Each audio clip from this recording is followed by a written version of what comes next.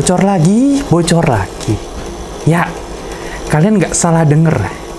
Jadi, ya sebenarnya ini berita bukan berita baru gitu. Ini berita udah lama gitu. Cuman baru kami sempat bikin videonya ya. Jadi ya seperti yang sudah kalian ketahui ya, di bulan September ya, udah 2 bulan lalu gitu kan. Data NPWP ya yang berjumlah 6 juta data NPWP itu dikabarkan bocor. Kenapa ya kebocoran data itu selalu terjadi ya? Sebenarnya apa sih yang salah dari pemerintah kita ya? Kenapa hal yang sama itu terus berulang-ulang gitu? Nah, jadi dalam video kali ini gue mau bahas mengenai berita yang sempat menghebohkan ini ya, menghebohkan media sosial ya. Karena memang data NPWP ini ya salah satu data penting gitu kan. Dan sebelum gue ngejelasin ya mengapa data ini bisa bocor, kita kita dengerin dulu nih respon dari pemerintah kita. Jadi yang pertama ini adalah respon dari Presiden ini, Joko Widodo. Ya sebenarnya sekarang udah bukan presiden ya, tapi waktu itu ketika kebocoran data terjadi, dia bisa menjabat sebagai presiden. Nah, jadi Presiden Joko Widodo itu mengatakan bahwa ya dia sudah meminta Kementerian Keuangan ya dan Direktorat Jenderal Pajak yang di bawah Kementerian Keuangan yang sebagai korban lah dari kebocoran data ini untuk bekerjasama dengan lembaga lainnya gitu kan, salah satunya Badan Sandi dan Siber Nasional dan Kementerian Informasi ya. Jadi mereka diminta oleh Jokowi untuk bekerja sama gitu kan untuk mitigasi masalah ini. Nah, tetapi ada pernyataan Presiden Jokowi yang sedikit gimana ya, gue pikir agak sedikit meremehkan gitu. Jadi kayak dia mengatakan bahwa kebocoran data ini hal yang biasa gitu, terjadi di negara-negara lain gitu ya.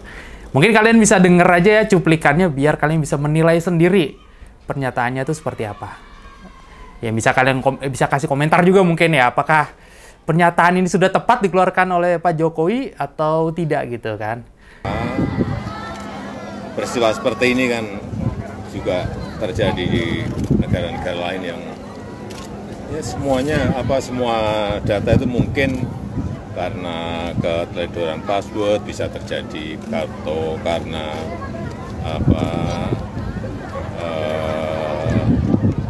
penyimpanan data yang juga terlalu banyak di tempat-tempat yang berbeda-beda bisa menjadi ruang untuk diretas oleh hacker dan masuk. Nah, selain itu, Pak Jokowi kita gua akan ngasih tahu komentar dari Bu Sri Mulyani ya, Menteri Keuangan yang sangat awet ya, dari tahun 2014 sampai sekarang di era pemerintahan Prabowo Gibran tuh masih menjabat ya. Jadi dia tuh pertahanan udah berapa periode, 3 periode. Nah, dia tuh mengatakan bahwa ya dia sudah memerintahkan Direktorat Jenderal Pajak ya, Dirjen DJP ya, DJP singkatannya, untuk ya bekerja sama lah ya, sama sebenarnya nggak jauh beda sama Pak Jokowi ya sebenarnya komentarnya tuh ya, untuk ya segera menelusuri sumber masalah ini. Namun yang aneh ya, ada pernyataan dari Direktorat Jenderal Pajak. Pernyataan DJP yang aneh itu adalah berdasarkan penelitian yang telah dilakukan, data log akses dalam 6 tahun terakhir menunjukkan tidak ada indikasi yang mengarah pada kebocoran data langsung dari sistem informasi DJP. Nah, itu diucapkan oleh Direktur Penyuluhan Pelayanan dan Hubungan Masyarakat DJP, Kementerian Keuangan, Dwi Astuti. Nah, meski demikian, mereka tetap akan bekerja sama dengan beberapa pihak ya yang berwenang untuk memitigasi masalah ini ya. Jadi, ya entah seakan-akan kontradiktif atau gimana ya, kalian bisa berkomentar gitu. Nah, setelah komentar dari Kementerian Keuangan, kita akan bukan kita sih, gue akan ngasih tahu nih komentar dari Kementerian Informasi yang sekarang udah dipecah gitu kan, tapi dulu masih Kominfo. Nah, pernyataan itu via Revolusi Prabu, dia itu Direktur Jenderal ini Kominfo ya, Kementerian Komunikasi dan Informasi. Dia juga mengatakan bahwa mereka akan berkoordinasi dengan Kemenku dan BSSN untuk menyelesaikan masalah tersebut. Ya jadinya nggak jauh beda dengan pernyataan Jokowi, tapi ada tambahannya lagi nih tentang masalah hukum ya. Nah, si Revolusi Prabu ini mengatakan jika ada konsekuensi hukum nih dari si pelaku yang melakukan bocoran data ini. Dia mengatakan bahwa pelaku itu akan dihukum sesuai dengan Undang-Undang Perlindungan Data Pribadi. Dia mengatakan bahwa menggunakan informasi pribadi yang bukan milik Anda diancam dengan pidana penjara paling lama 5 tahun atau denda paling banyak 5 miliar sesuai ketentuan peraturan perundang-undangan terkait. Nah, itu kalian bisa cek di Undang-Undang Perlindungan Data Pribadi bab 14 ketentuan pidana. Selain itu ya, selain masalah pidana ini, Kominfo juga sudah mensahkan nih lembaga perlindungan data pribadi yang sebenarnya sudah lama dinantikan gitu untuk hadir gitu kan, karena lembaga ini dianggap bisa memberikan jaminan gitu untuk data-data kita itu lebih aman gitu. Dan selain itu bisa memberikan sanksi gitu kan terhadap penyelenggara ya atau prosesor data pribadi yang lalai gitu dalam menjaga keamanannya gitu. Jadi ada tempat keluhan untuk masyarakat lah dalam melaporkan kebocoran data gitu. Cuman memang dalam perkembangannya yang gue baca nih akhir-akhir ini memang belum tahu gitu kan, bentuknya aja belum tahu seperti apa, nanti masih dibahas-bahas lagi gitu di Kominfo. Nah, jadi menurut wakil Kementerian Kominfo ya di saat berita ini ditayangkan, itu namanya Nezar Patria, itu mengatakan mungkin nanti ada semacam unit di bawah Kominfo gitu kan, semacam unit atau badan gitu, badan transisi sebelum nanti lembaga ini benar-benar didirikan gitu. Mungkin transisinya bisa 6 bulan, bisa setengah tahun ya. Kita lihat saja nanti ya perkembangannya, karena setelah gue baca-baca lagi pun sepertinya belum ada lagi ya kejelasan. Selain itu ya, pemerintahan Prabowo ini juga emang didesak gitu untuk serius gitu dalam melindungi ini data-data pribadi rakyat Indonesia ya. Salah satunya adalah dengan cara menerapkan yang dinamakan ini CSIRT.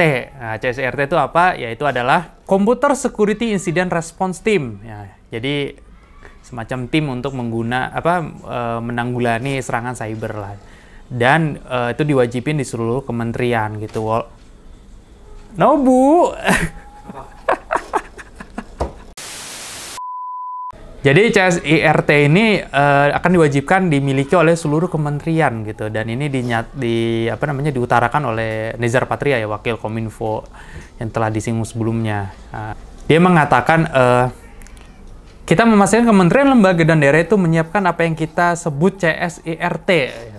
Nah, CSIRT ini difusikan untuk mencegah, menanggulangi, dan menanggapi insiden keamanan cyber pada suatu wilayah yang bertanggung jawab atas penerimaan, pemantauan, dan penanganan laporan dan aktivitas insiden keamanan cyber.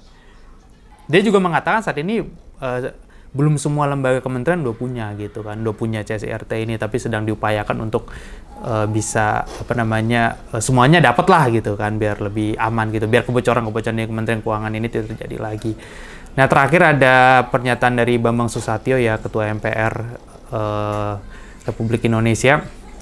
Dia juga mendesak bahwa pemerintah itu harus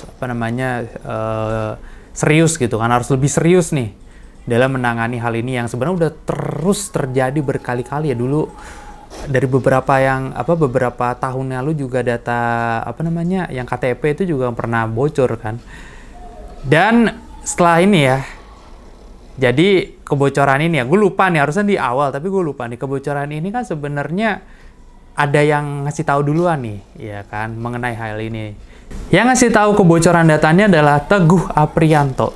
Nah, siapa sih dia? Nah, Teguh Aprianto adalah pendiri Ethical Hacker Indonesia ya.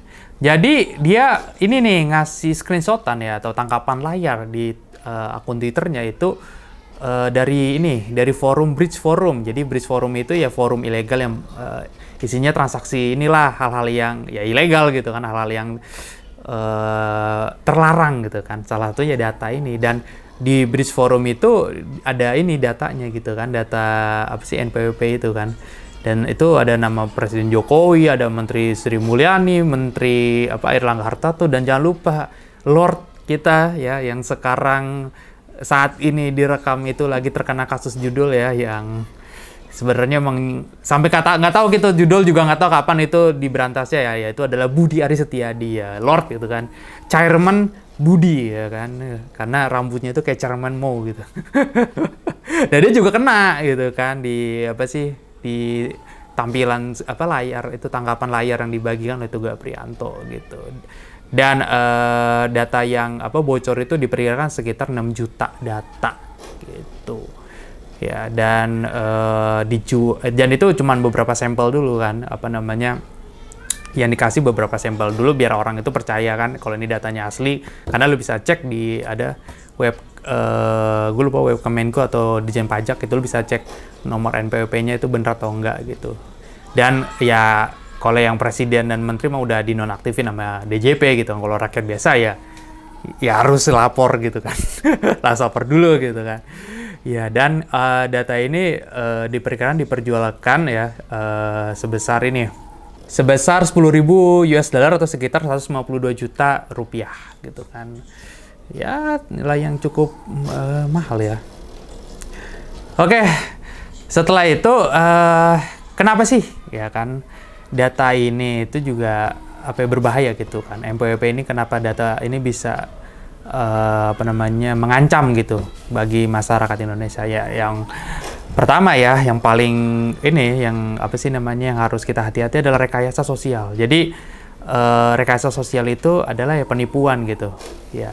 Jadi penipuannya via rekayasa sosial atau social engineering ini diungkapkan oleh Alphonse Tanujaya.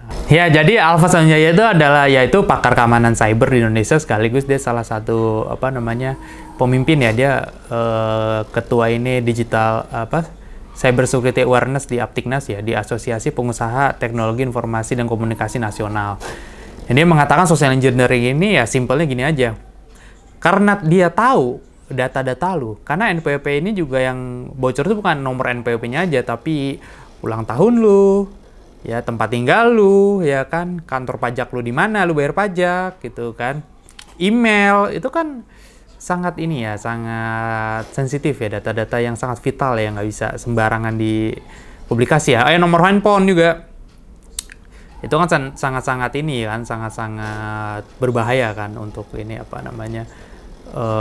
Kalau orang tahu gitu kan, dan dia kan nanti berpura-pura menjadi petugas pajak gitu ya, kayak metode penipuan via telepon yang mengatakan inilah saya ini polisi, anak ibu kecelakaan gitu kan harus bayar segini, atau enggak saya ini polisi, anak ibu ketangkep nih gara-gara ini ya, kayak gitu aja sih sebenarnya, nggak jauh beda ya, secara komparasi aja biar lebih mudah ya. Jadi dia kan pura-pura jadi petugas pajak gitu kan, nanti bilang kalau lu itu ada tunggakan gitu kan, suruh bayar dan semacamnya. Dan ya penipuan-penipuan pemerasan aja sih, apa sih namanya, duit lu akan dikeruk gitu kan. Dan ya itu kan sangat merugikan masyarakat ya. Makanya si Alphonse Tanujaya itu harus bener-bener mastiin gitu kan, yang hubungin dia ini petugas pajak atau bukan gitu. Bisa dicek kalau misalnya dia dari nomor HP, dari WA ya.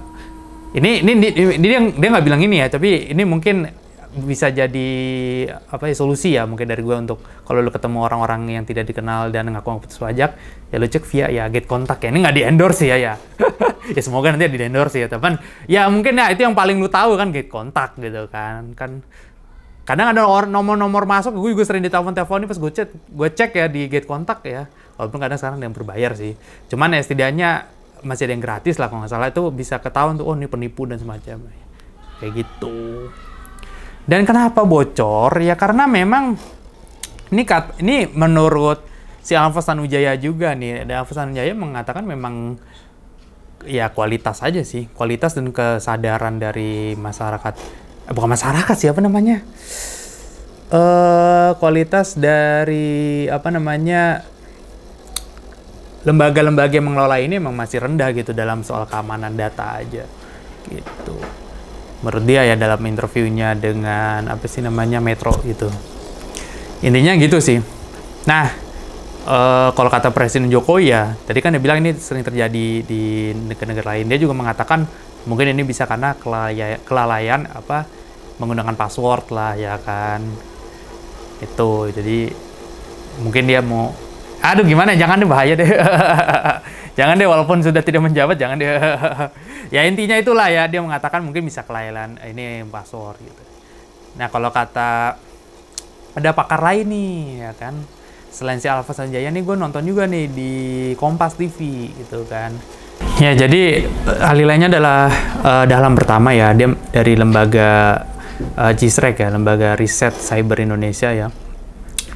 Yaitu mengatakan bahwa memang Kementerian Keuangan ini secara sistem keamanan memang lemah gitu, bahkan data-data itu tidak terenskripsi gitu dari wawancara dia dengan Kompas TV gitu.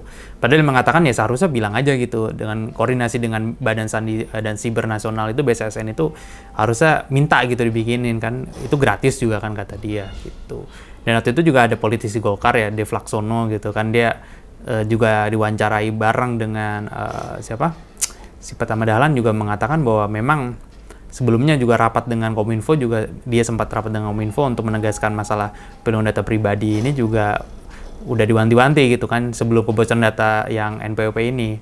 Dan kemarin ya pas rapat terakhir itu Kominfo bilang ya iya aja gitu kan, cuman ya gitu terjadi lagi gitu kan kebocoran ini gitu.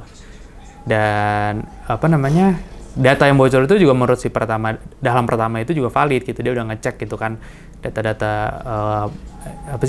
nomor NPWP-nya Pak Jokowi dan menteri-menteri itu benar gitu kan, makanya udah dinonaktifin, dia yang bilang gitu di wawancara itu. Dan ya gimana ya, mungkin gue juga bingung ya, ini kita kebocoran data tuh udah berkali-kali ya, dan pelakunya lagi ya gue lupa nih kasih tahu ya di awal, dan pelakunya tuh Bjorka gitu. Si Teguh Aprianto tuh ngasih bukti kalau Bjorka tuh aktif gitu di Bridge Forum itu. Jadi nih lagi gitu kan, nih orang lain. Ya kan, nih orang lagi gitu kan. Bjorka udah berapa kali dia kan ngebocorin data kita gitu kan. Masa kita kena ke lubang yang sama gitu. Bjorka tuh mungkin kayak dia, wah enak nih lembaga Indonesia enak nih buat dibocorin kan. Jadi dia nyerang itu mulu gitu kan. Aduh. Nah ya semoga ya Kementerian Kominfo ini ya bukan dipecah sih anjir. Gue baru cek ya, ternyata ganti nama jadi Kementerian Informasi dan Digital gitu kan, Komidigi ya. Yaitu menterinya juga udah ganti ya, bukan Lord lagi tapi Mutia Hafid ya, yang baru-baru ini juga lagi disorot setelah nangkap-nangkapin beberapa bandar-bandar judol ya. Ya memang udah jadi penyakit juga tuh judol tuh di Indonesia itu. Ya semoga juga nanti lembaga perlindungan data pribadi ini bisa segera didirikan gitu kan, karena memang ini amanat dari Undang-Undang Perlindungan Data Pribadi gitu. Dan semoga Undang-Undang Data Pribadi juga segera bisa diterapkan secepatnya gitu. Oke, mungkin sampai sini aja ya video kali ini ya. Mungkin terlalu panjang, nanti kalian juga bisa baca sumber-sumber kami ya, berita-berita kami ya. Itu rata-rata memang beritanya di bulan September ya. Karena memang lagi rame-ramenya di bulan September ini, dan mohon maaf kami agak telat. Karena kemarin sebenarnya udah syuting tapi ya ada masalah teknis jadi syuting ulang lagi gitu kan, jadi harus mundur. Dan kami sudah coba cari cek-cek lagi berita tentang kebocoran data ini, belum ada lagi ya yang baru, dan itu juga dikeluhkan kenapa hasil dari investigasi atau mitigasi itu tidak pernah diberikan ke masyarakat ya. Gue lupa, nanti gue kasih tahu siapa yang ngomong ya. Pokoknya antara si Alphonse atau si Dahlan pertama itu ya, gue nonton wawancara dari dua orang itu. Ya itu salah satunya memang itu kita tidak pernah dikasih tahu laporannya gitu kan. Jadi publik juga bertanya-tanya gitu kan. Ini sebenarnya kenapa gitu. Ketika terjadi kebocoran data, kemudian dilakukan investigasi, dilakukan audit, hasilnya pernah lihat nggak Mbak Adisti? Pernah diumumkan nggak? Kayaknya nggak pernah tuh. Ya kan, seperti hilang di telan bumi gitu. Dan semoga ya keamanan data kita tuh akan terus meningkat ya. Apalagi memang di era yang sekarang ini memang serangan-serangan cyber itu emang sangat gila gitu kan. Udah sekarang tuh perangnya udah perang digital gitu kan. Dan yaudah mungkin itu aja. Dan kalau kalian tertarik untuk baca-baca berita terkait game dan teknologi, bisa kunjungin website kami di teknoob.id. Dan kalau kalian mau nonton video-video kami main game ya, yang terbaru adalah Black Ops 6, kalian juga bisa tonton. Terus juga kami ada main Civari ya, itu juga ada beberapa video tentang Civari. Dan mungkin ya source kami ya yang berbagai macam jenis video di situ ya, potongan dari gameplay, meme dan info-info lainnya gitu kan tentang game dan teknologi, kalian bisa cek. Dan juga kunjungin media sosial kami lainnya di Facebook dan Instagram dan juga TikTok ya. Di link ada di deskripsi ya. Dan kalau kalian pengen kita main game apa, bahas topik apa, kalian juga bisa komen ya di kolom deskripsi, dan kalian juga bisa komentarin nih NPWP ini menurut kalian tuh gimana gitu kan. Kenapa bisa bocor gitu kan, apa ya harapan kalian, masih optimiskah dengan masa depan perlindungan data pribadi kita gitu kan, atau pesimis gitu, kayak ya udahlah gitu kan, kayak mau diharapin apa gitu kan. Dan salah satunya ya gue lupa, dan salah satu pakarnya gue lupa siapa, tapi dia bilang kalau nggak salah Pratama Dahlan ya, nanti gue tampilin juga cuplikannya. Untuk yang berhubungan dengan pengelolaan data itu diserahkan kepada kalau bisa millennials atau yang lebih muda deh, jangan yang Gen X atau baby boomer seperti saya ini, udahlah itu menikmati hidup aja atau lakukan hal-hal strategis saja. Lalu untuk pengelolaan data, untuk sesuatu yang berhubungan dengan IT yang sangat cepat perubahannya, kasihlah kepada millennials atau yang lebih muda, karena mereka lebih cepat menanggapi perkembangan lebih cepat ini, dan perkembangan ancamannya selalu berubah. Itu mengharapkan bahwa yang ngelola apa sih namanya, masalah-masalah ini, teknologi dan ini, cyber ini, masalah cyber teknologi ini adalah anak muda gitu, Gen Z gitu ya, mungkin lebih paham gitu kan. Karena meme-nya kan ya mohon maaf ya, meme-nya kan ngatain boomer mana tahu tentang teknologi kan, itu meme. Ya itu meme yang beredar gitu kan. Ya walaupun memang nggak semua boomer seperti itu, cuman ya semoga ada perubahan gitu ya. Semoga orang yang lebih kompeten bisa ngisi pos-pos yang vital ini. Oke, gua Dava pamit undur diri. Sampai ketemu di video-video selanjutnya. Dadah.